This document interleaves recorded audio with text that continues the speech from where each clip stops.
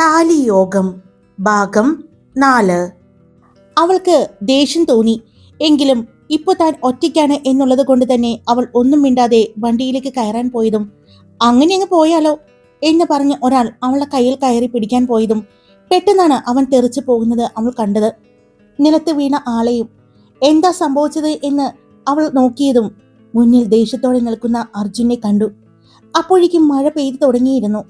മഴ എല്ലാവരെയും നനയിച്ചു. മുന്നിൽ മഴയിൽ നനഞ്ഞ് ദേഷ്യത്തോടെ നിൽക്കുന്ന അർജുനെ കണ്ടതും അവളൊന്ന് ഞെട്ടി. കൂടെ നിന്നവരും.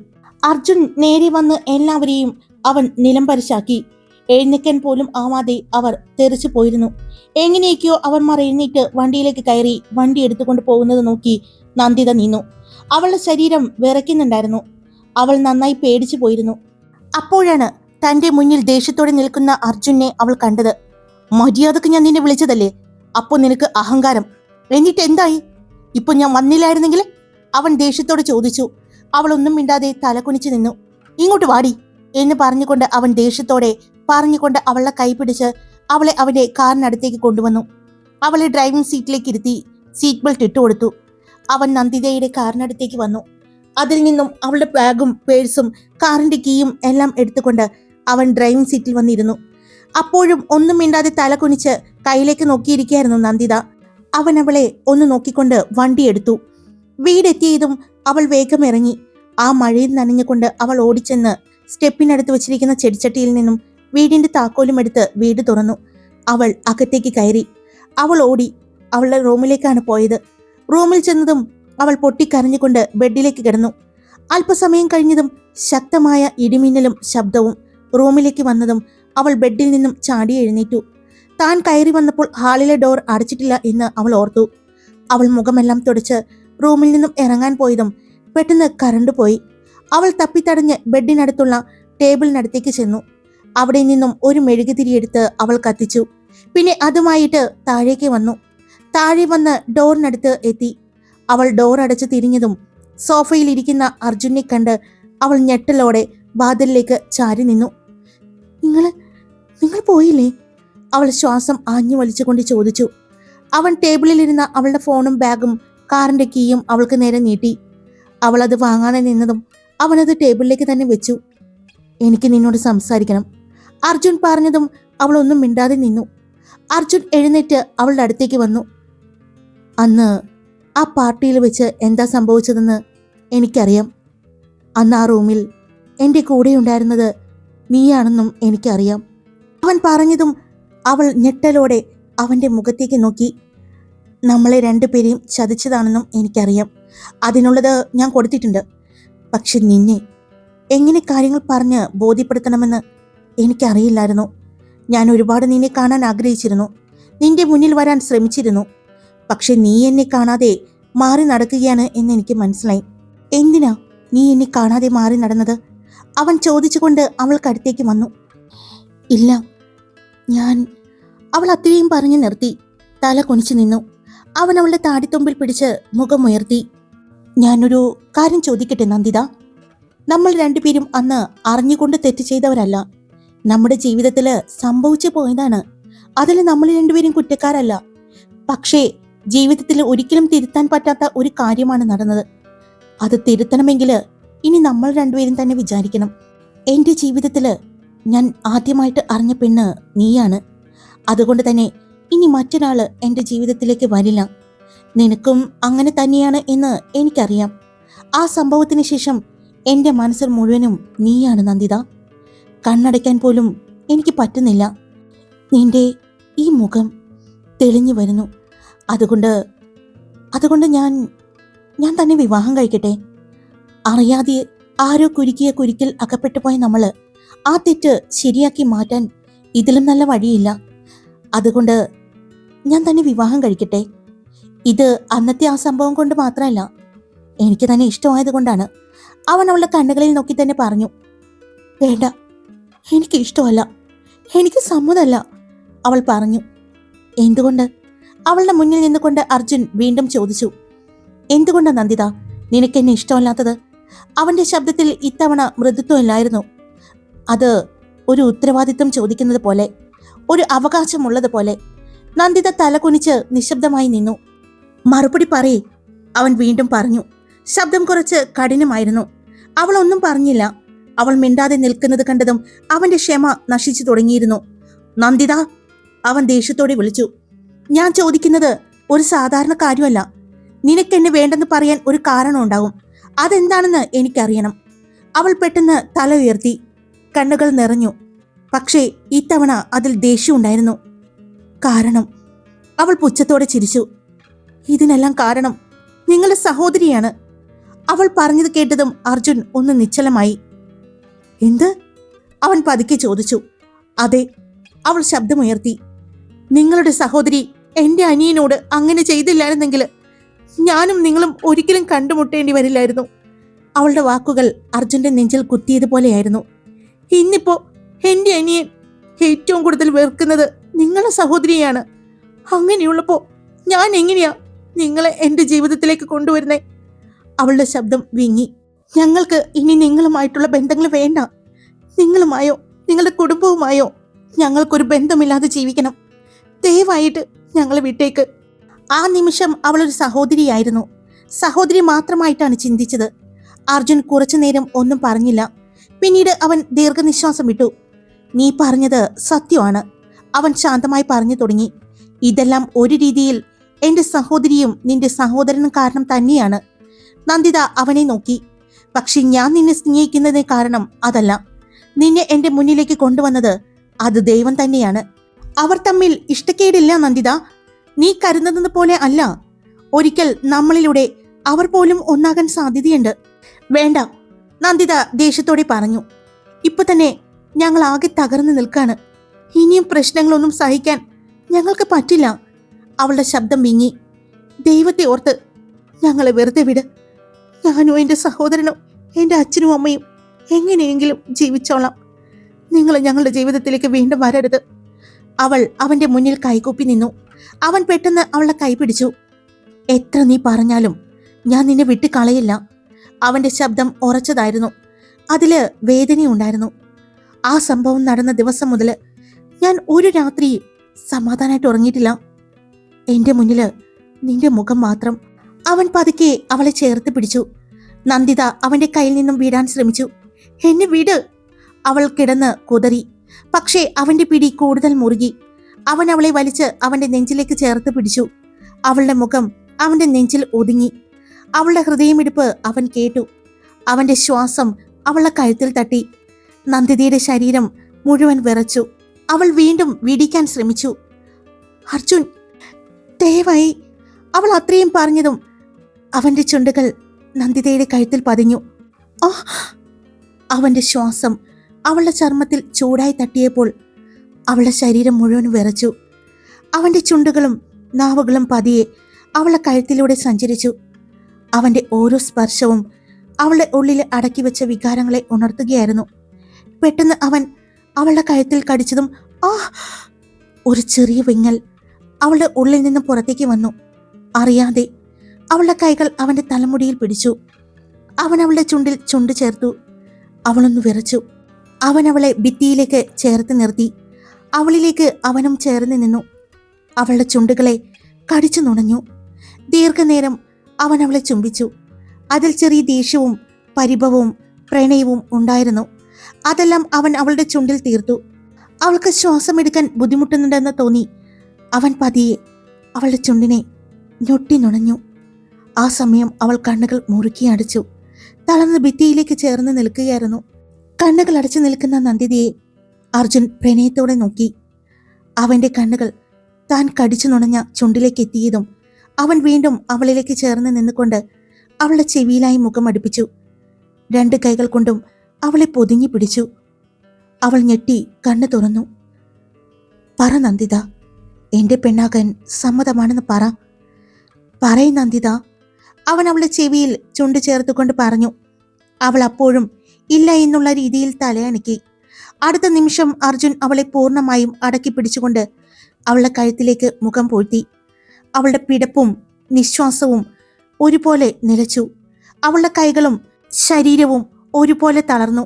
കഴുത്തിൽ കുത്തിക്കയറുന്ന അവന്റെ മീശത്തുമ്പുകളും ശ്വാസത്തിന്റെ ചൂടും അവളെ തളർത്തി. അവൻ ഒന്നുകൂടി അവളെ ചേർത്ത് പിടിച്ചുകൊണ്ട് അവളുടെ കഴുത്തിലായി അവന്റെ പല്ലുകൾ ആഴ്ത്തി. മഴയുടെ ശബ്ദവും മുറിയിലൊട്ടാകെ നിറഞ്ഞു നിന്നു. അവരുടെ ശ്വാസം മാത്രം ആ നിശബ്ദതയെ തകർത്തു. അവൻ പതിയെ അവളുടെ കഴുത്തിൽ നിന്നും മുഖമുയർത്തി അവളെ നോക്കി. കണ്ണുകൾ മുറുക്കി അടിച്ച് ഭിത്തിയിലേക്ക് തല ചായ്ച്ചു നിന്നു. പക്ഷേ അവളുടെ കണ്ണുകളുടെ കോണിൽ നിന്നും കണ്ണുനീർ ഒഴുകിക്കൊണ്ടിരുന്നു. അത് കണ്ടപ്പോൾ അർജുന്റെ മുഖത്തെ വികാരം പെട്ടെന്ന് മാറി. അവന്റെ ദേഷ്യം, ആഗ്രഹം എല്ലാം ഒറ്റ നിമിഷത്തിൽ ഇല്ലാതായി. അവളുടെ ആ നിൽപ്പിൽ അവന് വേദന തോന്നി. അവൻ പതുക്കെ അവളുടെ അടുത്തേക്ക് ചേർന്ന് നിന്നു. അവളുടെ കവിളിലൂടെ ഒഴുകിയിറങ്ങുന്ന ആ കണ്ണുനീർ അവൻ തന്റെ ചുണ്ടുകൾ കൊണ്ട് തുടച്ചു. ആ ചൂട് സ്പർശം അറിഞ്ഞപ്പോൾ നന്ദിതയുടെ ശരീരം വീണ്ടും വിറച്ചു. അർജുൻ, അവൾ വിറയ്ക്കുന്ന ശബ്ദത്തിൽ വിളിച്ചു. പക്ഷേ വാക്കുകൾ പൂർണ്ണമായില്ല. അവനൊന്നും പറഞ്ഞില്ല. പക്ഷേ അവന്റെ കൈകൾ അവളെ ചുറ്റിപ്പിടിച്ചിരുന്നു. ഒരു സുരക്ഷിതത്വം പോലെ, ഒരു ആവശ്യം പോലെ. നന്ദ, അവൻ പതുക്കെ വിളിച്ചു. പറ. അവന്റെ ശബ്ദം കൂടുതൽ മൃദുവായിരുന്നു. എന്റെ ആയിക്കൂടെ? ആ ചോദ്യം കേട്ടിട്ടും അവൾ കണ്ണു തുറന്നില്ല. മറുപടി പറഞ്ഞില്ല. അവൻ വീണ്ടും അവളുടെ മുഖത്തിനടുത്തേക്ക് വന്നു. അവളുടെ ശ്വാസം തന്റെ ചുണ്ടിൽ തട്ടുന്നത് അവൻ അറിഞ്ഞു. നന്ദ, അവൻ വീണ്ടും വിളിച്ചു. ഇപ്പോഴത്തെ അവന്റെ ശബ്ദം പ്രണയം നിറഞ്ഞതായിരുന്നു. ഒരു വാക്ക് മാത്രം പറ. പക്ഷേ അവൾ മറുപടി പറഞ്ഞില്ല. അവളുടെ വിങ്ങൽ മാത്രം. അത് കേട്ടപ്പോൾ അവന്റെ കൈകൾ പതിയെ അഴഞ്ഞു. ഒരു നിരാശ, ഒരു തോൽവി അവന്റെ കണ്ണുകളിൽ തെളിഞ്ഞു. ആ നിമിഷം പെട്ടെന്ന് നന്ദിത അവനെ ശക്തമായി തള്ളി മാറ്റി. അർജുൻ ഒന്ന് തെന്നി പിന്നിലേക്ക് പോയി. അവൾ ഒരു നിമിഷം പോലും നിൽക്കാതെ ഓടി പടികൾ കയറി മുകളിലേക്ക് പോയി. അവളുടെ ചുവടുകൾ, അവളുടെ ശ്വാസം, അവളുടെ കരച്ചിൽ എല്ലാം ഒരുമിച്ച് അകന്നു പോകുന്നത് അവൻ അറിഞ്ഞു. അവളുടെ പ്രവൃത്തിയിൽ അർജുൻ ഞെട്ടി. അവൻ അവിടെ തന്നെയിരുന്നു. കുറച്ചു നിമിഷങ്ങൾ എന്താണ് സംഭവിച്ചതെന്ന് പോലും മനസ്സിലാവാതെ അവൻ തന്റെ കൈകളിലേക്ക് നോക്കി. ഇപ്പൊ പോലും അവളുടെ ചൂട് അവിടെ ഉണ്ടായിരുന്നു. നന്ദിത, അവൻ പതുക്കെ വിളിച്ചു. പക്ഷേ മറുപടിയില്ല. അവൻ തല ഉയർത്തി പടികളിലേക്ക് നോക്കി. ഇനിയും അവളെ നഷ്ടപ്പെടുത്താൻ തനിക്ക് പറ്റില്ല എന്ന് അർജുന് മനസ്സിലായി. ഒരു നിമിഷം അവൻ അവിടെ നിന്നു. പിന്നീട് ഒരു ദീർഘനിശ്വാസം വിട്ടു. പതിയെ അവനും പടികൾ കയറി. മുകളിലെ മുറിയുടെ വാതിൽ അല്പം തുറന്നു. അവൻ അതിനകത്തേക്ക് നടന്നു. അവളുടെ വിങ്ങൽ ശബ്ദം അകത്തുനിന്ന് കേൾക്കുന്നുണ്ടായിരുന്നു. അത് കേട്ടപ്പോൾ അവന്റെ ഹൃദയം വേദനിച്ചു. വാതിൽ തുറക്കാൻ കൈ നീട്ടിയ അവൻ ഒരു നിമിഷം അവന്റെ കണ്ണുകൾ അടച്ചു. ഇനിയും താൻ എന്തെങ്കിലും ചെയ്തില്ലെങ്കിൽ അവളെ തനിക്ക് നഷ്ടപ്പെടും. എപ്പോഴേക്കോ താനും അവളെ സ്നേഹിച്ചു തുടങ്ങി.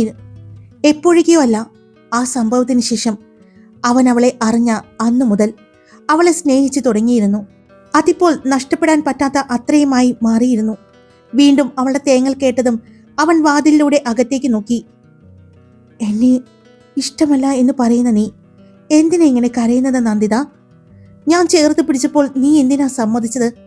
ഞാൻ മനസ്സിലാക്കിയ നന്ദിത ഇങ്ങനെയല്ലായിരുന്നു. എന്തു പറ്റി? നീ ആകെ തകർന്നു പോയല്ലോ നന്ദിത, അവൻ മനസ്സിൽ ചോദിച്ചു. ആ തകർച്ച മാറണമെങ്കിൽ നീ എൻ്റെ ആകണം. എന്നാൽ മാത്രമേ ആ സങ്കടങ്ങളെല്ലാം മാറൂ. അല്ലെങ്കിൽ നിനക്ക് മനസ്സറിഞ്ഞ് ഒന്ന് ചിരിക്കാനോ സന്തോഷിക്കാനോ പറ്റില്ല എന്ന് എനിക്കറിയാം. ഇന്ന് നിന്നെ കാണുന്നത് വരെ എന്റെയും അവസ്ഥ ഇത് തന്നെയായിരുന്നു. അത് പറഞ്ഞുകൊണ്ട് അവൻ പതിയെ വാതിൽ തുറന്നു. അവളുടെ ജീവിതത്തിലേക്ക്, അവളുടെ വേദനയിലേക്ക് വീണ്ടും ഒരിക്കൽ കൂടി കയറാൻ അവൻ തീരുമാനിച്ചു. അവൻ മുറിയിലേക്ക് കയറിയപ്പോഴേ കണ്ടു ബെഡിൽ കമിഴ്ന്ന് കിടന്ന് കരയുന്ന നന്ദിതെ. അവളുടെ കരച്ചിലുകൾക്ക് അനുസരിച്ച് ശരീരം ഉലയുന്നതും എല്ലാം കണ്ടതും അവൻ പതിയെ അവൾക്കടുത്തേക്ക് ചെന്നു. അവൾ കിടക്കുന്ന അരികിലായി അവൻ ഇരുന്നു. പെട്ടെന്ന് ആരോ ബെഡിൽ ഇരിക്കുന്നത് പോലെ അറിഞ്ഞ നന്ദിത ഞെട്ടി എഴുന്നേറ്റു. ബെഡിലിരിക്കുന്ന അർജുനെ കണ്ടതും അവൾ പുറകിലേക്ക് നീങ്ങിയിരുന്നു. അർജുൻ അവളുടെ മുഖത്തേക്ക് നോക്കി. കരഞ്ഞ് കരഞ്ഞ് മുഖം ചുവന്നിരിക്കുന്നു. കണ്ണുകളും കലങ്ങി മറിഞ്ഞിരിക്കുന്നു. കരച്ചിൽ അടക്കി പിടിച്ചിരിക്കുന്ന അവളെ അവൻ നോക്കി. ഇപ്പോൾ ആ മുറിയില് നിശബ്ദത നിറഞ്ഞു. ഒപ്പം ഇരുവരുടെയും ശ്വാസം എടുക്കുന്ന ശബ്ദവും നിറഞ്ഞിരുന്നു. പുറത്ത് മഴയും ഇടിമിന്നലും കാത് തുളയ്ക്കുന്ന അതിന്റെ ശബ്ദവും ഉണ്ടായിരുന്നു. പെട്ടെന്ന് കണ്ണുകൾ തുടച്ച് മുഖമുയർത്തിയ നന്ദിത തന്നെ നോക്കിയിരിക്കുന്ന അർജുനെ കണ്ടതും അവൾ അവിടെ നിന്നും എഴുന്നേറ്റ് മാറിപ്പോകാൻ പോയതും അർജുൻ അവളെ കയ്യിൽ പിടിച്ചു വലിച്ചു. അവന്റെ വലിയുടെ ശക്തിയിൽ അവൾ ബെഡിലേക്ക് വീണു. അവൾ വീണതും വീണ്ടും എഴുന്നേൽക്കാൻ പോയതും അർജുൻ അവൾക്ക് മുകളിലായി രണ്ട് സൈഡിലും കൈകൾ കുത്തി അവളുടെ ദേഹത്തേക്ക് മുട്ടാതെ നിന്നു. അർജുൻ അവളുടെ മുകളിലേക്ക് കുനിഞ്ഞു നിന്നപ്പോൾ നന്ദിത കണ്ണുകൾ മുറുക്കി അടച്ചിരുന്നു.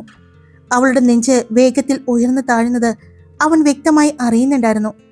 അവളുടെ മുഖത്ത് പതിഞ്ഞിരിക്കുന്ന കണ്ണുനീർ, അവൾ അനുഭവിക്കുന്ന ഉള്ളിലെ വേദന എത്രയാണെന്ന് അവനെ മനസ്സിലാക്കി കൊടുക്കുന്നുണ്ടായിരുന്നു. കുറച്ചു നിമിഷങ്ങൾ അവൻ അനങ്ങാതെ അങ്ങനെ തന്നെ നിന്നു. അവളുടെ മുഖം, ആ വിങ്ങിയ അധരങ്ങൾ, അവളെ തൊടാൻ കാത്തുനിന്ന അവന്റെ കൈകൾ എല്ലാം ഒരു ചോദ്യമായി അവന്റെ മനസ്സിൽ നിന്നു. ഇത് സ്നേഹമാണോ, അല്ലെങ്കിൽ അവളെ ഞാൻ വേദനിപ്പിക്കുകയാണോ എന്നോർത്തുകൊണ്ട് പെട്ടെന്ന് അവൻ അവളുടെ മുകളിൽ നിന്നും മാറി ബെഡിലേക്ക് കിടന്നു. അവൻ തന്റെ മുകളിൽ നിന്നും മാറി എന്നറിഞ്ഞതും അവൾക്ക് ആശ്വാസം പോലെ തോന്നി. പെട്ടെന്ന് അവന്റെ അടുത്തു നിന്ന് എഴുന്നേറ്റു ഇരുന്നു. പിന്നെ ബെഡിൽ നിന്നും എഴുന്നേക്കാൻ പോയ നന്ദിതയുടെ കയ്യിൽ അവൻ പിടിച്ചു. അവളെ ബെഡിൽ തന്നെ ഇരുത്തി. അപ്പോഴും അവൻ ബെഡിൽ തന്നെ കിടന്നു. കുറെ സമയം കഴിഞ്ഞിട്ടും അവനിൽ നിന്നും യാതൊരു പ്രതികരണവും ഉണ്ടായില്ല. പക്ഷേ അവളുടെ കയ്യിലെ പിടി അവൻ വിട്ടിരുന്നില്ല. അതറിഞ്ഞതും അവൾ പതിയെ കണ്ണു തുറന്ന് തലചരിച്ച് ബെഡിൽ കിടക്കുന്ന അവനെ ഒന്ന് നോക്കി. അവളെ തന്നെ നോക്കിക്കിടക്കുകയായിരുന്നു അർജുൻ. ഇപ്പൊ അവന്റെ കണ്ണുകളിൽ മുൻപത്തെ പോലെ ആവേശമോ ദേഷ്യമോ ഒന്നുമില്ലായിരുന്നു. പകരം കണ്ണുകളിൽ വേദനയായിരുന്നു. പെട്ടെന്ന് തന്നെ അവൾ അവനിൽ നിന്നും മുഖം മാറ്റി. എന്താ? അവൻ വളരെ മൃദുവായി വിളിച്ചു. അവൾ ഒന്നും പറഞ്ഞില്ല. അവനെ നോക്കിയതുമില്ല. ഞാൻ നിന്നെ വേദനിപ്പിക്കുന്നതല്ല. അവന്റെ ശബ്ദം പതറിപ്പോയി. അവൻ പതിയെ എഴുന്നേറ്റിരുന്നു. പക്ഷേ നിങ്ങളിപ്പോൾ എന്നെ വേദനിപ്പിക്കുകയാണ് അർജുൻ, നിറഞ്ഞ കണ്ണോടെ അവൾ ഒടുവിൽ പറഞ്ഞു. അത് കേട്ടപ്പോൾ അർജുന് ഒന്നും പറയാനായില്ല. പക്ഷേ അവൾ അത്രയും പറഞ്ഞു നിർത്തി. അതറിഞ്ഞതും അവൻ അവളുടെ മുഖത്തേക്ക് നോക്കി. എനിക്ക് നിങ്ങളെ വെറുക്കാൻ പറ്റുന്നില്ല, അവൾ പതുക്കെ പറഞ്ഞു. അത് കേട്ടതും അവൻ അത്ഭുതത്തോടെ അവളെ നോക്കി. പക്ഷേ ഇഷ്ടപ്പെടാനും പറ്റുന്നില്ല. അവളുടെ ശബ്ദം വിങ്ങി.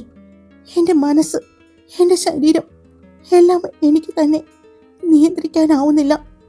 അവൾ തൻ്റെ നെഞ്ചിൽ കൈവച്ചുകൊണ്ട് പറഞ്ഞു. നിങ്ങൾ അടുത്ത് വരുമ്പോൾ ഞാനല്ലാതായി പോകുന്നു. പക്ഷെ നിങ്ങളെ അകറ്റി നിർത്തുമ്പോൾ എനിക്ക് എന്തോ നഷ്ടപ്പെടുത്തുന്നത് പോലെ തോന്നുന്നു. അവളുടെ ഓരോ വാക്കും അർജുന്റെ ഹൃദയത്തിൽ തട്ടിയിറങ്ങി. അവൻ പതിയെ അവളുടെ അടുത്തേക്ക് നീങ്ങി. അവൻ അവളുടെ കൈ പതിയെ പിടിച്ചു. അപ്പോൾ അവൾ ആ കൈ തട്ടി മാറ്റി. ഇതാണ് പ്രണയം നന്ദ, അവൻ പറഞ്ഞു. അവൾ കണ്ണുകൾ ഉയർത്തി അവനെ നോക്കി. നീ പേടിക്കുകയാണ്, ആരേക്കെയോ നീ ഓടി ഒളിക്കാൻ ശ്രമിക്കുകയാണ് എന്നിൽ നിന്നും. അല്ല അല്ല അർജുൻ, ഞാൻ പറഞ്ഞില്ലേ, ഈ നമ്മുടെ കണ്ടുമുട്ടൽ പോലും അതിൻ്റെ തുടക്കം നമ്മുടെ സഹോദരങ്ങളാണ്. പക്ഷേ അവരിപ്പോൾ അകന്നു കഴിഞ്ഞു. ഇനി നമ്മളായിട്ട് വീണ്ടും ഒരു ബന്ധം തുടർന്നാൽ അത് അവർക്ക് വീണ്ടും വേദനയാകും. പ്രത്യേകിച്ച് എൻ്റെ നന്ദുവിന്. അവൻ നിങ്ങളുടെ സഹോദരിയെ പൂർണ്ണമായിട്ടും മറക്കാനുള്ള ശ്രമത്തിലാണ്. ഞാൻ അവനോട് ചോദിച്ചതാണ് അനന്തികയെ കാണണോ എന്ന്, സംസാരിക്കണോ എന്ന്. പക്ഷെ അവൻ്റെ മറുപടി എന്നെ ഞെട്ടിച്ച് കളഞ്ഞത്. ഇനി ഒരിക്കലും അവൻ അവളെ കാണാൻ ആഗ്രഹിക്കുന്നില്ല എന്ന് എനിക്ക് സംഭവിച്ചത് അതറിഞ്ഞ് തകർന്നിരിക്കുകയാണ്. അവൾ പറഞ്ഞതും അവൻ അവളെ നോക്കി. താൻ നന്ദനോട് പറഞ്ഞോ? പറയേണ്ടി വന്നു. എൻ്റെ ഒരു ചെറിയ മാറ്റം പോലും എൻ്റെ അനിയൻ അറിയാം. അപ്പോൾ എനിക്ക് വന്ന ഇത്രയും വലിയ മാറ്റം എൻ്റെ അനിയൻ അറിയാതിരിക്കോ? അറിയാതെ ഒഴിഞ്ഞു മാറാൻ ഒരുപാട് ശ്രമിച്ചു. അവൻ സമ്മതിച്ചില്ല. മെഡിസിൻ പോലും കഴിക്കാതെ എന്നോട് വാശി കാണിച്ചു. എനിക്ക് പിന്നെ പറയേണ്ടി വന്നു. അന്നവൻ എൻ്റെ മുന്നിലിരുന്ന് പൊട്ടിക്കരഞ്ഞു. അവൻ കാരണമാണ് ഇങ്ങനെയൊക്കെ സംഭവിച്ചത് എന്ന് പറഞ്ഞ്.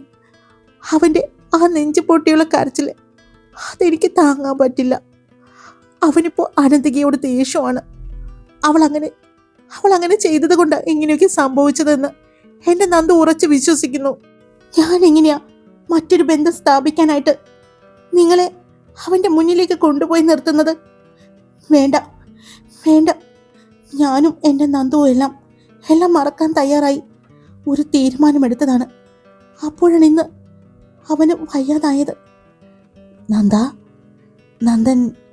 നന്ദൻ എല്ലാം മറന്നോട്ടെ, പക്ഷെ നീ മറക്കണ്ട എന്നെ. അതിന് ഞാൻ സമ്മതിക്കില്ല. എൻ്റെ ശരീരം കൊണ്ടും എൻ്റെ മനസ്സുകൊണ്ടും ഞാൻ നിന്നെ ആഗ്രഹിക്കുന്നുണ്ട് ഒരുപാട്. അവൻ വളരെ ആർദ്രമായി അവളുടെ മുഖത്ത് നോക്കി പറഞ്ഞു. അവൾ എത്ര പറഞ്ഞാലും എത്ര വിശദീകരിച്ചാലും അവൻ കേൾക്കുന്നില്ല എന്നൊരു തോന്നൽ നന്ദിതയെ വിഷമത്തിലാക്കി. നീ എന്നെ മനസ്സിലാക്കുന്നില്ലല്ലോ അർജുൻ, അവൾ ശ്വാസം മുട്ടിയതുപോലെ പറഞ്ഞു. അവന്റെ കണ്ണുകളിൽ അതുവരെ കാണാത്തൊരു വേദനയും അതിനൊപ്പം ദേഷ്യവും നിറഞ്ഞു. ഞാൻ എന്താണ് നന്ദിത മനസ്സിലാക്കേണ്ടത്? അനിയനു വേണ്ടി നീ നിന്റെ ജീവിതം ഇല്ലാതാക്കുന്നു. അതിനെ ഞാൻ സമ്മതിക്കണോ? നിന്റെ ജീവിതം ഇല്ലാതാകുന്നതിനോടൊപ്പം തന്നെ എന്റെ ജീവിതം കൂടിയാണ് നീ ഇല്ലാതാക്കാൻ പോകുന്നത്. എന്റെ ജീവിതം എന്ന് പറഞ്ഞാൽ ഇപ്പോൾ നീയാണ്. ആ ജീവിതം ഇല്ലാതാക്കാൻ ഞാൻ സമ്മതിക്കില്ല. അവൾ തന്റെ കൂടെ ജീവിക്കാൻ തയ്യാറല്ല, തന്നെ സ്വീകരിക്കാൻ ആഗ്രഹിക്കുന്നില്ല എന്ന തിരിച്ചറിവ് അർജുന്റെ ഉള്ളിൽ നിന്നും തകർത്തു. നിന്റെ മനസ്സിൽ എനിക്ക് ഒട്ടും സ്ഥാനമില്ലേ നന്ദ? അവന്റെ ശബ്ദം പതറിപ്പോയിരുന്നു. അവൾ മിണ്ടിയില്ല. ആ നിശബ്ദത അവന്റെ ഉള്ളില് ദേഷ്യമായി. ഒരു നിമിഷം അവൻ അവളെ വലിച്ച് അവനിലേക്ക് ചേർത്തിരുത്തി. അവളുടെ മുഖം കൈക്കുമ്പിളിൽ എടുത്തു. അവളുടെ കണ്ണുകളിലേക്ക് നോക്കി. എത്ര ദൂരേക്ക് നീ എന്നെ തള്ളിക്കളഞ്ഞാലും ഞാൻ നിന്നെ വിട്ടുകൊടുക്കില്ല. അവന്റെ ശബ്ദം കനത്തനായിരുന്നു. പക്ഷെ അതിനുള്ളിൽ അടങ്ങിയിരുന്നത് ദേഷ്യത്തേക്കാൾ കൂടുതൽ ഒരു ഭയമായിരുന്നു. അവളെ നഷ്ടപ്പെടുമോ എന്ന ഭയം. അവന്റെ ആ മുഖഭാവം കണ്ട് അവൾ അവനെ തള്ളി മാറ്റാൻ ശ്രമിച്ചു. അർജുൻ, വേണ്ട. അവളുടെ ശബ്ദം വിങ്ങി. പക്ഷേ അവൻ പിന്നോട്ടില്ല. അവളെ ചേർത്ത് പിടിച്ച ആ നിമിഷം അവൻ തന്റെ മുഴുവൻ വേദനയും സ്നേഹവും അവകാശമൊക്കെ അവളിലേക്ക് ഒഴുക്കുന്നത് പോലെ തോന്നി. നന്ദിതയുടെ കൈകൾ ആദ്യം അവനെ അകറ്റാൻ ശ്രമിച്ചു. പക്ഷെ പതിയെ അവൾക്ക് തന്നെ അവളുടെ മനസ്സ് നിയന്ത്രിക്കാൻ കഴിഞ്ഞില്ല. എത്ര ഒളിപ്പിച്ചാലും അവനോടുള്ള വികാരം അവളുടെ ഉള്ളിൽ നിന്നും വിട്ടുമാറിയിരുന്നില്ല. അവളുടെ വിരലുകൾ അവന്റെ ഷർട്ടിൽ പിടിമുറുക്കി. ആ ചെറിയ മാറ്റം പോലും അർജുനന് മനസ്സിലായി. അവൻ പതിയെ അവളിൽ നിന്നും അല്പം മാറി. അവളുടെ മുഖത്തേക്ക് നോക്കി. കണ്ണുനീർ നിറഞ്ഞ കണ്ണുകൾ. പക്ഷേ അവനെ തള്ളി മാറ്റുന്നില്ല. നന്ദ, അവൻ മൃദുവായി വിളിച്ചു. ആ വിളിയിൽ അവൾ തകർന്നു പോയി. അവൾ കണ്ണുകൾ അടച്ചു. അവനെ തള്ളിയിരുന്ന കൈകൾ പതിയെ അവന്റെ നെഞ്ചിൽ മുറുക്കിക്കൊണ്ടിരുന്നു. ആ നിമിഷം വാക്കുകളൊന്നും വേണ്ടി വന്നില്ല. രണ്ട് ഹൃദയങ്ങൾ ഒരേ വേദനയിൽ, ഒരേ ആഗ്രഹത്തിൽ ഒന്നായി നിൽക്കുകയായിരുന്നു. പുറത്ത് മഴ ശക്തമായി പെയ്യുകയായിരുന്നു. അവൾ അവന്റെ നെഞ്ചിലേക്ക് ചേർന്നു. അവൻ അവളെ പതിയെ ബെഡിലേക്ക് കിടത്തി. അവളുടെ മുഖത്ത് അവന്റെ മുഖം അടുപ്പിച്ചുകൊണ്ട് കണ്ണുകൾ അടച്ചു കിടക്കുന്ന അവളുടെ രണ്ട് കണ്ണിലും അവൻ മാറി മാറി ചുംബിച്ചു. പിന്നെ നെറ്റിയിലും, രണ്ട് കവിളിലും. പിന്നെ അവന്റെ ശ്വാസം ചുണ്ടിലറിഞ്ഞതും അവൾ ഒരു പിടച്ചിലോടെ കണ്ണു തുറന്നു. അവന്റെ ആ നോട്ടം അവൾ ഹൃദയത്തിലേക്ക് ആഴ്ന്നിറങ്ങുന്നത് പോലെ അവൾക്ക് തോന്നി. ആ നിമിഷം തന്നെ അവൻ അവളുടെ ചുണ്ടിലേക്ക് ചേർന്നിരുന്നു. അവളുടെ കീഴ്ചുണ്ടും മേൽചുണ്ടും മാറി മാറി നുണയുമ്പോൾ, ഇടയ്ക്കിടെ പല്ലുകൾ ഉപയോഗിച്ച് ചെറു കടികൾ കൊടുക്കുമ്പോൾ അവന്റെ വലത് കൈ അവളുടെ ശരീരത്ത് എഴഞ്ഞു തുടങ്ങിയിരുന്നു.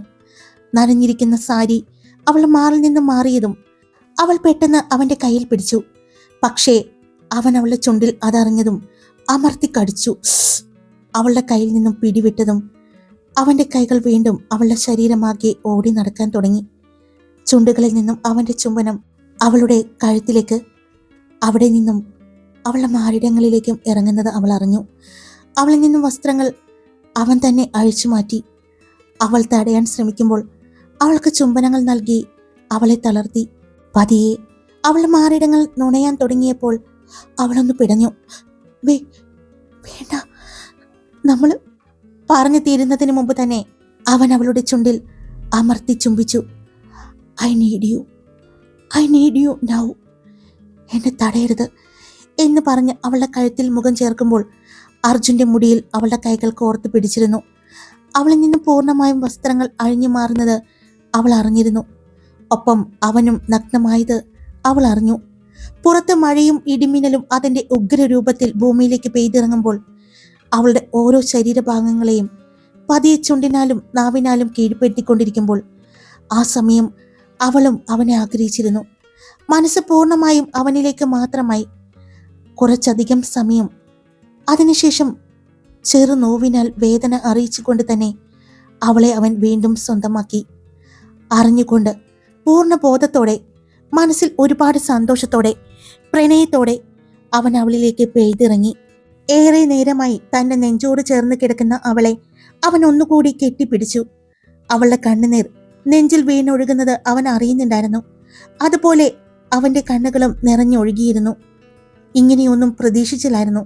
പക്ഷേ സംഭവിച്ചു. കുറ്റബോധമില്ല, ഒട്ടും തന്നെ. അവന് കുറ്റബോധം ഉണ്ടായിരുന്നില്ല. ഒന്ന് മാത്രമേ ഉണ്ടായിരുന്നുള്ളൂ, അവൾക്ക് തന്നെ ഇഷ്ടമാണ് എന്നുള്ള ഒരു തിരിച്ചറിവ്. അതവനെ സന്തോഷത്തിന്റെ കൊടുമുടിയിൽ എത്തിച്ചിരുന്നു. ഹായ്, എല്ലാവരും സുഖമായിട്ടിരിക്കുന്നോ? അപ്പോൾ ദൃശ്യം വ്ലോഗിലുള്ള താലി എന്ന നോവലിന്റെ ഇതുവരെയുള്ള ഭാഗങ്ങളെല്ലാം ഞാനിവിടെ എഴുതി കഴിഞ്ഞു.